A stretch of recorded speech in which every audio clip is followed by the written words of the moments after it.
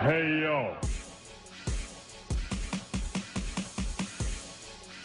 You're listening to Smarkasses with stand-up comedian Jordan Francisco and human wrestling almanac Hollywood Joe Williamson. Hello, ladies and gentlemen, and welcome to another episode. They're few far in between. Yeah. Of Smarkasses. Correct. Back here with my buddy Hollywood Joe Williamson. My name is Jordan Francisco Montez, a.k.a. your neighborhood dumbass, a.k.a.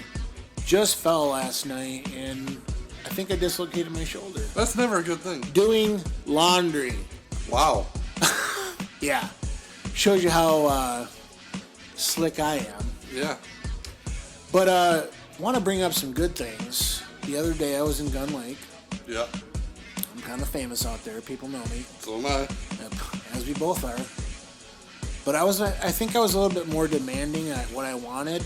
At the store at the South Shore, they had a beautiful, beautiful Macho Man Randy Savage Slim Jim holder. Yeah. Which they were like holding on to, sell their Slim Jims. Yeah. Of course, Macho Man, I don't know about best known for his Slim Jim ads. Oh, yeah, he is. He, for real, is the big deal on that. Yeah. Because if he's been dead for how long? 10, 12 years? Pushing 9, 10 years. That's what I thought. 8, 9, 10 So he's years. been gone for that long, and now Slim Jim just reissued the Macho Man Randy Savage campaign. Yeah.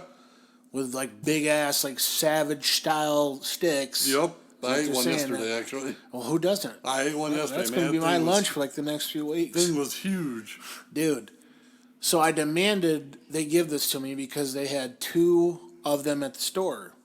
And I was so adamant about it. I'm like, well, how much has anybody offered you? They're like $300, $400. I'm like, yeah, fuck that. Not going to happen. But will you give it to me for free because I'm a neighborhood celebrity? And after 3-4 weeks of kissing ass, Yeah. just last week, I went to the store to buy a water and a beef jerky. Yeah. And she gave it to me. Oh, my goodness. The manager of the store gave it to me. Well, that's a beautiful looking thing. It is, isn't it, though? Really I feel is. like I'm talking to the real Macho Man as he's I sitting feel in like I'm front of looking us. at him. We are, dude. Yeah, we are looking at him. So how you been, Joe? Shit. Doing good, man. Just, been watching wrestling every day of the week, whether it be live or, something coming out on the network. Which I need to get, by the way. Yeah, WWE Draft just wrapped up last night. So can you give me a little background on that? Because I actually, to be honest with you guys, I'm a huge fan of professional wrestling. It probably led my childhood as far as, how I thought about things. I obviously love professional wrestling. Maybe the glory days of WWF were my favorites, but Yeah. I still appreciate the sport. A friend of mine's still in the sport. Yeah. Desperately trying to get attention online. Yes, he is. Corey Lyon. Yeah. How many fucking things of Fireball are you gonna slam, bro? Yeah, no kidding. Find a new party challenge. I see he's doing these party challenges, and I challenged him a wrestling trivia contest, and that fool thought he could beat me. He'll lose. Yeah. He'll lose. And I'll take that belt and never give it back. The thing is, bro, is we are so dorky with our professional wrestling. Personal experience with me, but I don't know if he ever took on this guy. I don't think he's got a fucking chance. Yeah, no, he would lose that belt. You know more than I do. He would lose that belt and never get it back. Who won the first Starrcade championship? Ooh. That's actually a good one. I didn't follow WCW back much then. Well, So I'm guessing it was either Dusty or Flair. I don't even know the answer to that. Oh, see, you tricked me. Well, I'm just saying, I bet you know more than Corey does. Yeah, I can name every Royal Rumble. AKA Corey Lyon. Check him out on Facebook and Instagram. He's out there doing dumb shit. Yeah, as always. I feel bad for the professional wrestlers that have to deal with this, pandemic. Because, just like me as a comedian, it kind of sucks. Yeah. Yeah, it does. I mean, wrestling hasn't been... I think the one thing wrestling's missing the most is the live audience. Oh, yeah, for sure. Just like basketball, Yeah. all of them. Yeah. I mean, how can you watch a sport, and I do consider professional wrestling a sport, because I don't give a fuck if they wear tights or not. Yeah. Their bodies are always toned. Yep. They're out there beating the shit out of themselves, 300 some odd days out of the Yep, injuries do occur. Right. So, shut it. Yeah. about professional wrestling, or I'll fight you. Yeah.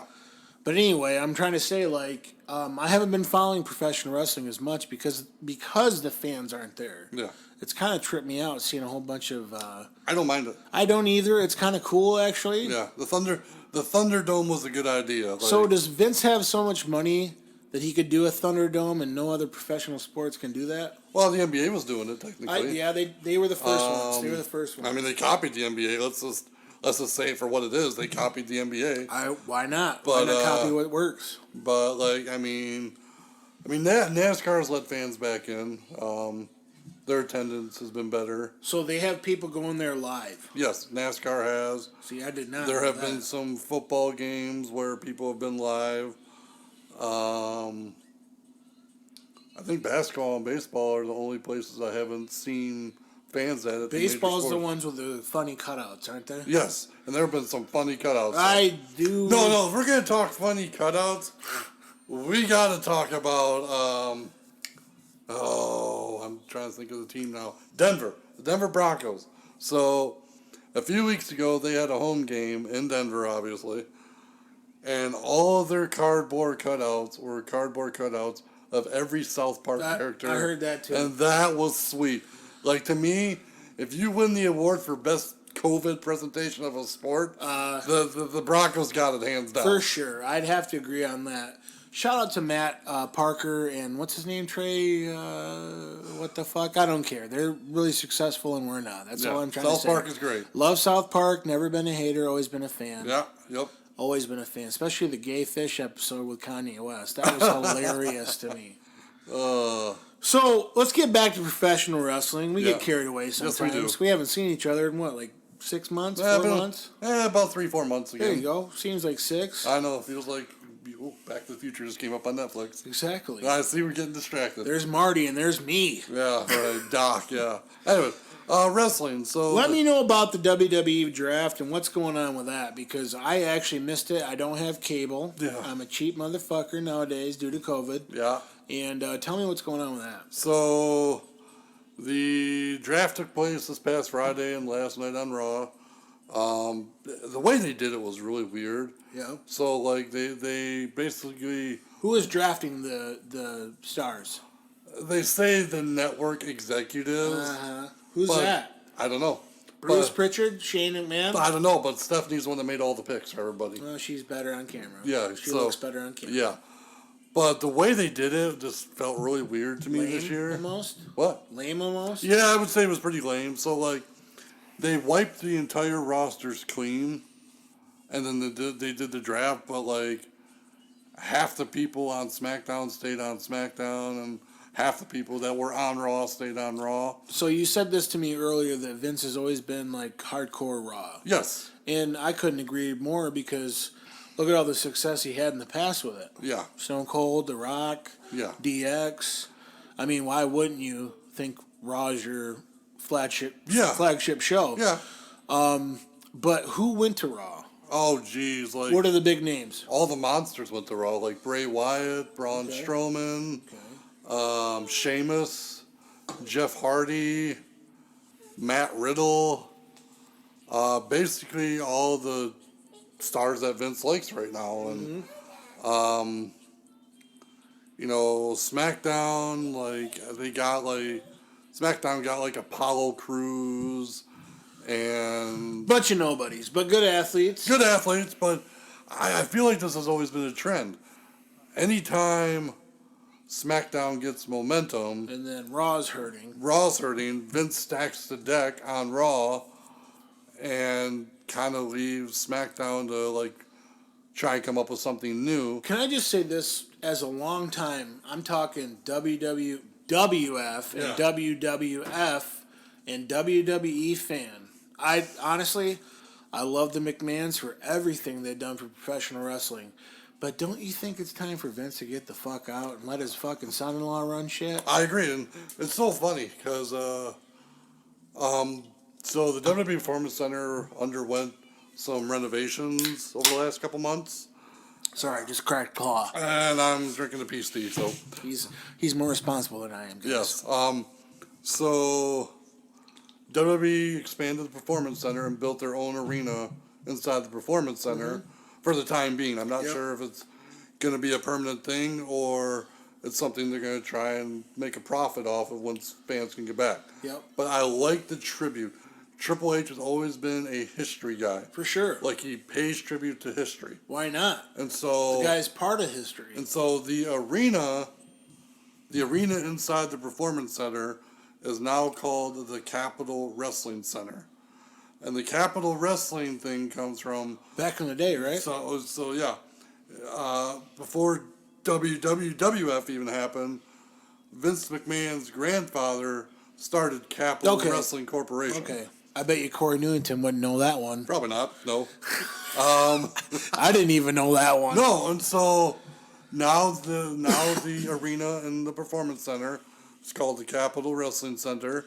Good deal. It's like a mini Thunderdome, but I feel like when fans are allowed back and there's going to be bleachers and, they'll probably have the same setup they did at Full Sail, but they'll be the ones making money off of it. Okay. Which, I don't know what's going on with Full Sail, but, if the Capitol Wrestling Center is where they stay, then good on them.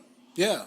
WWE has so much leeway with all professional wrestling because obviously they are the spot to go. Yeah. I love AEW. Yeah. I think they have good talent, but I don't know if it's as interesting as WWE has ever been. I actually enjoy watching Impact Wrestling on Tuesday nights. That's a good one, though. I know Hakeem Zayn, who goes by Rohit Raju. He's from Michigan, right? Yeah, he's from Michigan. Right. He's actually the current X Division champion right now. Exactly. Which is a huge, huge thing for him. Well, any Michigan wrestler at that point. But then there's cousin Jake with the Deaners. He goes by Jake something on the Independents. Okay. And he's from Michigan. Okay. So, seeing the Michigan guys on television probably draws my interest more because I've known them and I've seen them wrestle up close and personal for sure at indie shows. Why wouldn't you? So I'm very drawn to Impact because of that.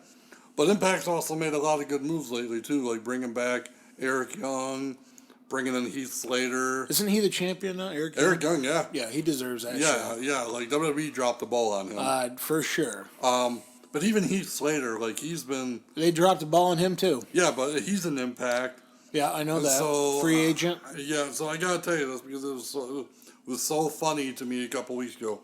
So they're doing this Heath for Impact campaign. Okay. And so a couple weeks ago, I don't know who did it or who paid for it, but they got a whole bunch of cameos together to promote Heath for Impact.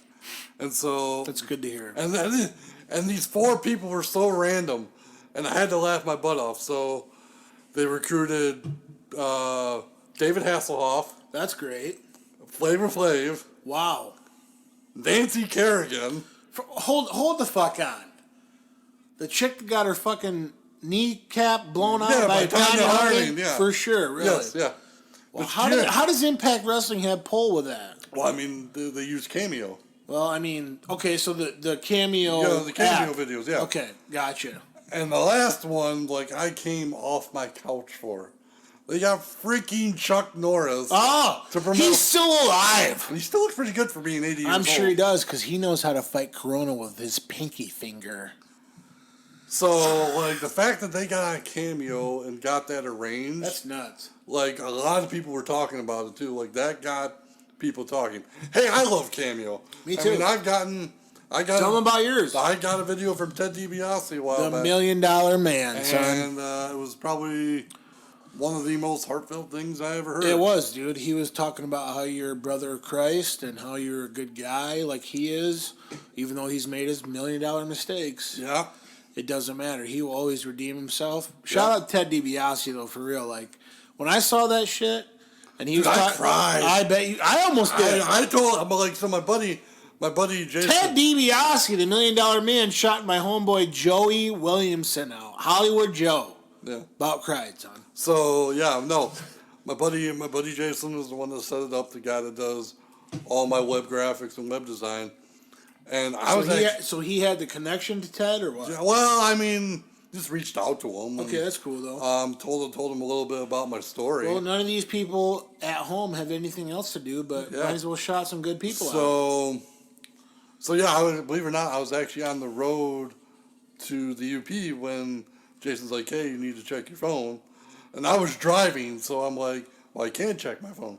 So my other half checked the phone for me, and she's like, "I don't know who this is," because she didn't recognize him at first. Okay. And so she started playing it, and she still didn't really recognize it at first. How do you not know who Well, Ted is, son? she knew after a few seconds. I bet you she did. I'm like, oh my god, that's Ted DiBiase. Like, I literally started almost crying when I was driving. Duh. Like, what the heck? I never had Bret Hart or Ric Flair or Hulk Hogan or anybody reach out to me. Yeah. Oh, jeez. Anyways. Waterworks. So, that was cool. Pretty cool stuff, though, dude. Yeah, I like the cameo thing, and it's a good way to just give back to the fans. And So we'll take a little time out of pro wrestling. As much as I love professional wrestling, I love fighting in general. Yep. Knocking somebody out. Did you see that, speaking of fighting, did you see that kick that dude landed in the UFC? Oh, yeah. It went viral. Bro. Greatest knockout in UFC history? I kind of think it was. Oh, I don't think. I know. How many times does that guy head shake in the fucking video? Like 3 or 4 times. After a kick. Man, there's just some crazy stuff going on in sports. I hear you, dude. Like that guy yesterday plays for the Tampa Bay Rays. Did he get attacked by a South Park fan? No. Manny Margot, his name is. And he went to dive for a ball in foul territory, went over the wall and fell like 6 feet. Holy hell. Yeah, it's like probably the greatest baseball play of the year. You're going to have to show me that on YouTube. I will. So, speaking of YouTubes, speaking of Netflix, speaking of fighting, I have to go ahead and say this.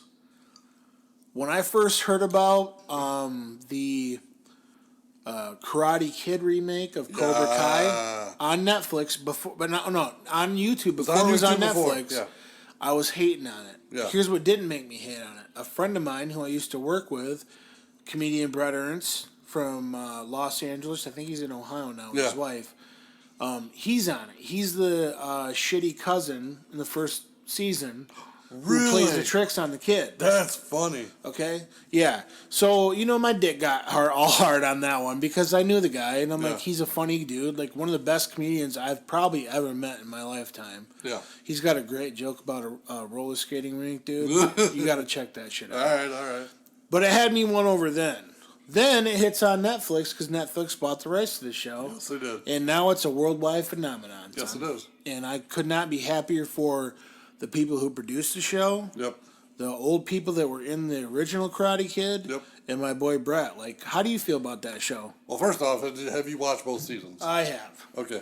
I love the show. Yeah, me too. I love it for its corniness and its realistic take on life as well. And its nostalgia.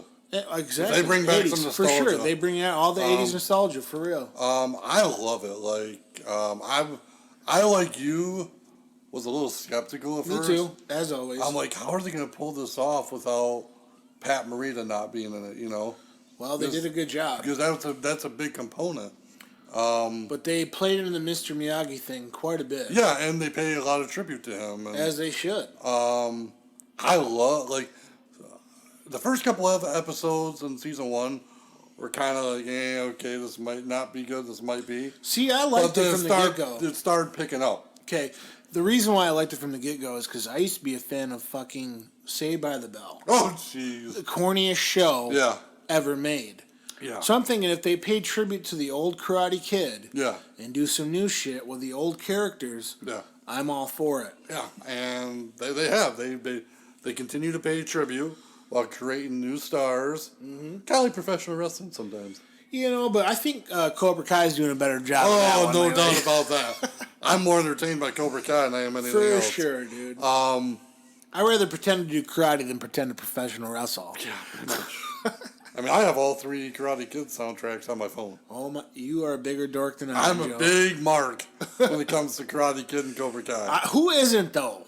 Honestly, that's part of our childhood. Yeah, dude.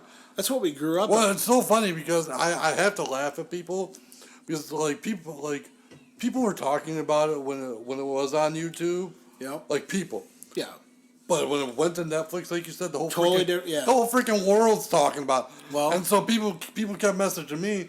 I was like, "Have you seen this? Have you seen?" I'm like, "I saw it 2 years ago." I was like, "Where you been?" Yeah. I was like, "I've been into this stuff since day one." See, I used to kind of be a big hater on Netflix when the whole Netflix and chill thing came out. 'Cause I felt like everybody was like, "Oh, have my girlfriend over Netflix and chill. Yeah. Maybe get lucky." I just thought that was lame. I just really thought it was lame. But honestly, with the shit that Netflix has on, I'm chilling. Yeah. With my girlfriend or without her. Yeah. I'm going to chill and watch everything on that shit. Have you seen the trailer for season 3 yet? I have not. Oh. Is it looking good? I mean, it's only like a 30-second teaser, but like. Where do I find that? YouTube? Yeah, he'll be on YouTube. All right. Actually posted on my Hollywood World of Sports page.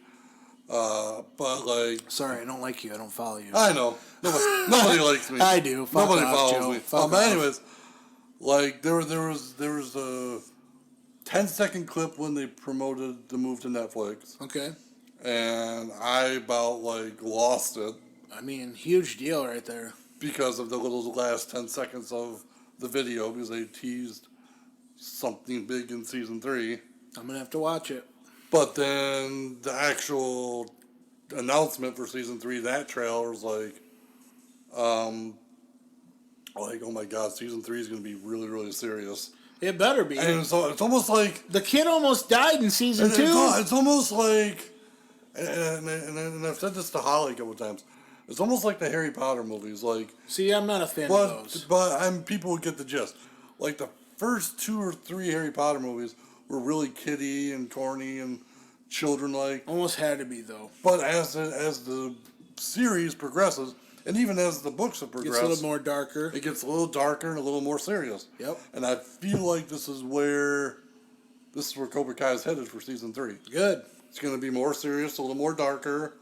I'm excited. I'm excited too. January 8th comes out. Nice. Waited long enough, but Well, if I'm not dead by then, Well- I'll be tuning in. yeah. Yeah, me too. Speaking of almost dead by then, I have to talk on social media because all this craziness I'm seeing on social media, whether it be politics, coronavirus, racism, I'm almost driving myself nuts right now. Me too. Like it's getting so bad to where I have literally been thinking about deleting my Facebook because I get so offended every time I log on. It's not even about being offended. Honestly, though, bro, you're white. That's true. Okay, I'm kind of a half breed over here. I'd consider myself a hybrid. Yeah. But still, I have Mexican relatives. I have awesome black friends. Yeah. And I just cannot believe what the world's coming to, dude. And I think social media has a lot of play into it. You know, I said this to somebody the other day. I was like, I remember when Facebook first started.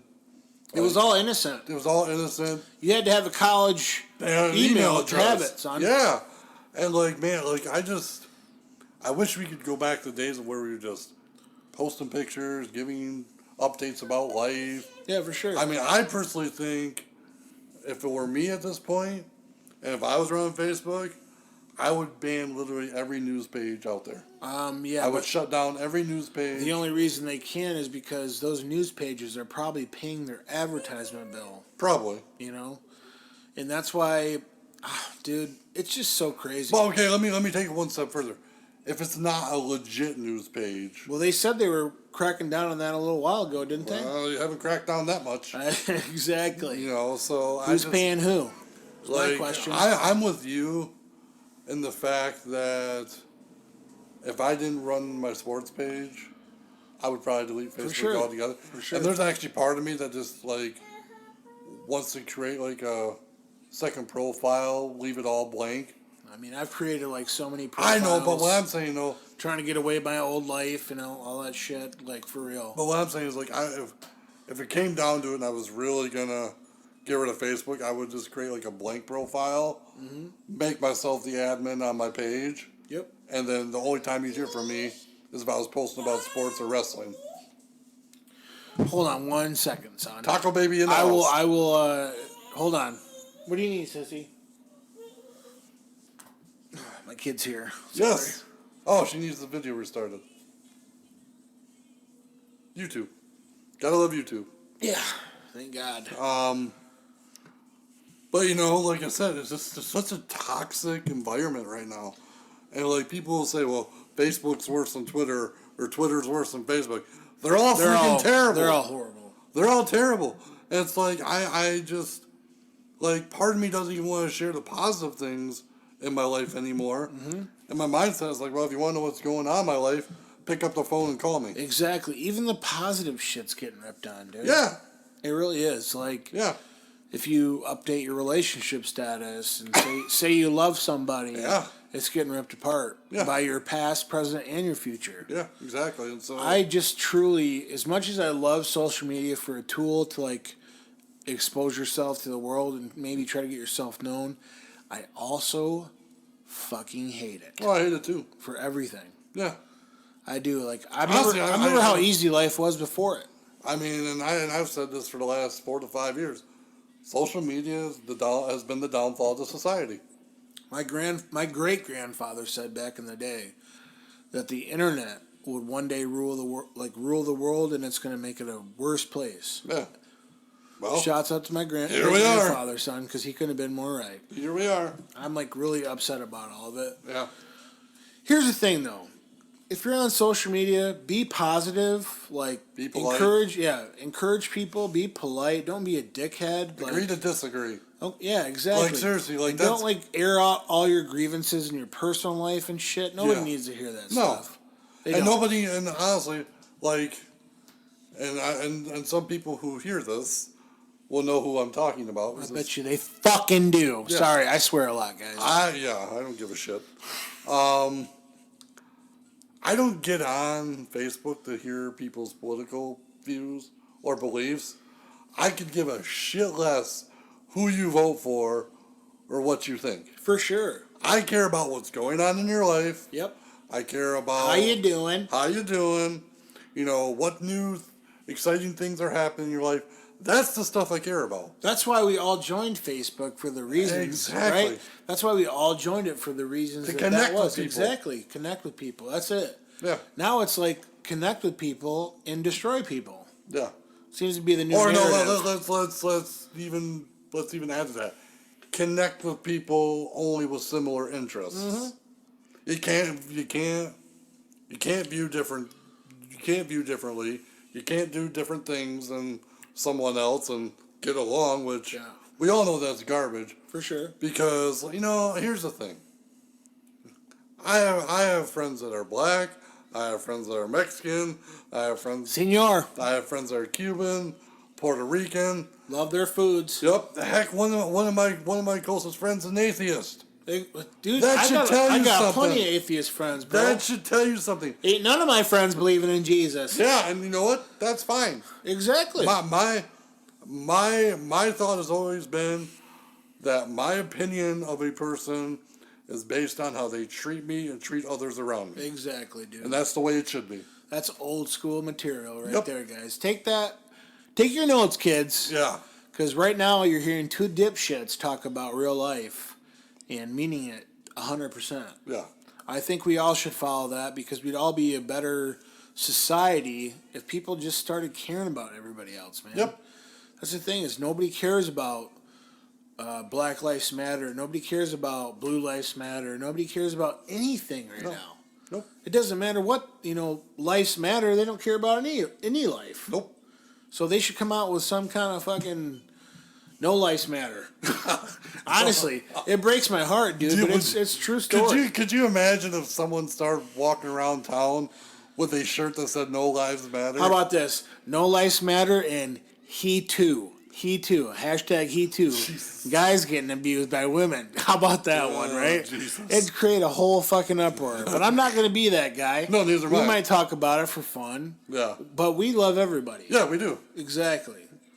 So, aside from social media, which is a motherfucker, honestly, nowadays, what do you hope to accomplish when things get back to normal, Joe? Well, I hope to be more involved with the business side of the cornhole sport. Mm-hmm. Which I think is a great idea. And by the way, you totally love that shirt. We've got to talk about that. Yeah, I do. And not only on top of that, though, I think you need to recruit my cousin Jason. Oh, jeez. Here we Hey, go. he's sober, and he's a great athlete, and he loves cornhole, and he's a badass. Mm-hmm. If there's any money in the cornhole business, give my cousin a call. Yeah. I'll be his agent. Well, I'm not. We'll fuck shit up. I'm not even talking about the sports side of it. It's great, though. Like, in I the love sport, cornhole. I love throwing. I throw with a lot of great people. Who doesn't, man? But just like the business side of it, like Pretty cool. marketing and Yeah. social media wise. Pretty damn cool. I've got a lot of different ideas. It's an any man sport. Yeah, or any You could woman's be- sport Yeah, too. you could be a fat, overweight man or woman and still kick ass at cornhole. Yeah, That's what I love about takes it. practice though. Like, Oh, for it's sure. not- it's It not- ain't coming easy, Like, I mean, especially if you're left-handed. I'm fucked. there's some good left-handed throwers. I bet out you there. they are, but I'm fucked. But even for me, I've been throwing for less than 2 years now, consistently. And honestly, the last 6 months, I've hit like some big strides. Do you know where cornhole originated? No, I've heard through the grapevine it was in Chicago, yeah, which I wouldn't be surprised. that doesn't A surprise me. lot of great things come from Chicago. Yeah, that's true. That's true. Chicago dog, Chicago pizza, Chicago pizza, Chicago Mexican food, Chicago Cubs, Chicago Bears. Chicago White Sox, I mean, they all suck, but Chicago Bulls, but everyone The loves old- them in Chicago. the old school Chicago Bulls. Yeah. Shout out to MJ. Love you, bro. Yeah, exactly. You make too much money. Still love you. Yeah. What do you think about him building the NASCAR team? I mean, it doesn't surprise me. The guy needs to make money somehow. It's funny. I just did a podcast about that last week about MJ coming into NASCAR. Mm-hmm. I read some comments that just really bothered me. Were they racist? They weren't racist, but Surprised. they were like, Michael Jordan's a loser when it comes to being an owner. And I'm like, Who can say that? okay, first off, Have you been an owner? loser and Michael Jordan don't belong in the same sentence. Yeah. And secondly, they don't understand the game of basketball and the markets Right, and how they exactly. work, because here's the thing. First off, the people that are hating on being an owner, what do you own? A lawnmower? A computer? Toilet paper? Two front teeth? Two front teeth? What do you own, bro? Yeah. What have you succeeded at? Nothing that Michael Jordan has. I rest my case. Well, and the thing of it is, so I'm like, Charlotte is a small market team, For sure. okay? For sure. You But he's know, He's still doing what he can. yeah. Because Why not? there's- Because he loves basketball. and the salary cap and everything in the NBA. Trust me, if there was no salary cap restrictions in the NBA, Everybody go to Lakers. Michael Jordan be going they'd be wanting to play for Michael, Well, yeah, probably. and it would probably be the Hornets and the Lakers every year in the finals. Yeah, for sure. But it's a small market team, and small market teams only get a share of the revenue, Exactly, dude. and so People don't understand the business they side don't of under- sports. no. And so The people that want to understand the business side of sports have a little bit more like appreciation Yeah. or understanding for like the crazy decisions So- these teams make. So him being an owner in NASCAR literally has nothing to do with him being an owner in basketball. For sure. Because you can bet he's going to throw every bit of resource he can to field a successful NASCAR team. For sure. So, Who's he like invested with in NASCAR? Denny Hamlin. Oh, well, I wouldn't be surprised. Denny, him and Denny are co-owning the team. So who has Denny had a part of the NASCAR? Name some of the names. Well, Denny drives for Joe Gibbs Racing. Okay. That's where he's been his entire career. But the Jordan brand actually sponsors Denny Hamlin. So that's kind of how it got started. Is there going to be some Jordan like logos on some shit? Don't be surprised. Some cars? Well, his car probably. Awesome though. I'm all for that. And who knows, the Jordan brand might take over the merchandising for NASCAR. And they probably should. Look how good the shoes are doing. Oh, speaking of shoes, since we're talking about life and changes in life, been about 2-3 months already now, man. I bought these shoes that have literally changed my life for the positive. What are they? So there was this new shoe store that opened up in Granville by Rivertown. It's called Designer Shoe Warehouse, I've heard of it. DSW. Yes. And when they did their grand opening, I got like a $30 off coupon any pair of shoes over a certain amount. Did the coupons work? Yeah. Okay, good. So I went there and I kept trying on shoes, and I found these pair of Skechers. And now, mind you, you wouldn't think that, someone would wear, steel-toe shoes for everyday life. I mean, But depends on who you are. considering my feet, because I have arthritis in my feet and ankles, I'm like, if they're... And I'm just fat. No, whatever. If steel-toe shoes are made to be durable, then maybe that's what I need. Right. Because I was buying shoes that were like $20. Well, And who they can weren't- afford the best ones? Yeah, well, I mean, honestly. unless you're balling, yeah. shot calling. they weren't durable, Exactly. and so I needed some durability and support. So I bought these things, man. I tell you, just even throwing in cornhole, like What are the shoes called? They're called. I don't know the specific name, but they're Skechers steel toe work shoes. Well, Skechers is a big company. And I tell you right now, even my cornhole throwing's been better. No So I shit. finally have balance or whatever. With the steel toe? Yeah. Nice. Like the shoes aren't breaking down on the sides. One of the reasons I love wearing steel toes out and about, in case you got to whip somebody's ass, they come in handy. Kick them in the nuts. Oh, believe me. That's what I would do. I've kicked a couple people with steel toes, bro. Yeah. Not trying to brag, but I will kick you in the face with my Doc Martens. Yeah.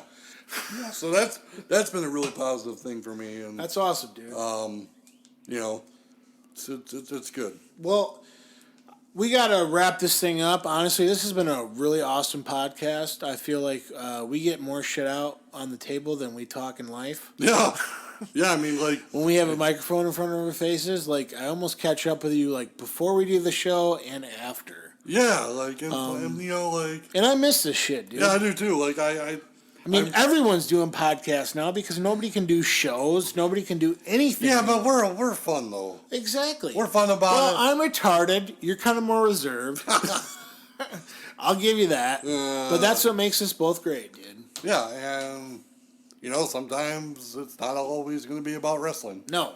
And that's the thing about this show is, like, as much as professional wrestling... Controls both of our lives. It does control mine in a lot of ways. Sometimes I just have to relate to Ric Flair in my relationships. Did you see the photo I posted a few days ago? And it was a rare photo, and I'm so happy I found it. It was a photo of the $1 Million Man and Mr. Perfect together. I have not seen that. It's on my Facebook. I'd love to see that. And all I said was, sometimes it's fun to be bad. Oh, yeah. I think there's a little bit of $1 Million Man, Mr. Perfect, and Ric Flair in all of us. Yeah, I agree. And that's the best side of me. Yeah, yep. Woo. Woo! No, guys, honestly, though, thank you for listening in. Like, we don't do this often. Nope. It's been a pleasure, honestly, Joey. Yep. You got to see my daughter. She's growing up. Taco baby. She's also interrupting the show. Oh, she barely interrupted. Just give her a screen. She'll be good. Yeah. Like most children. She's almost 2, by the way. Yeah. Sun Presents. If you want to 231 West Orleans Street, Otsego, Michigan. Send me some ultra cornhole widow bags. That's what I want. I am just cornholio. Send me toilet paper for my bunghole. Yeah. Good enough for me. Ladies and gentlemen, this is Joey Williamson and Jordan Francisco Montez signing out. Thanks for tuning in to Smarkasses. Yep. And we hope to see you soon. Peace. Peace.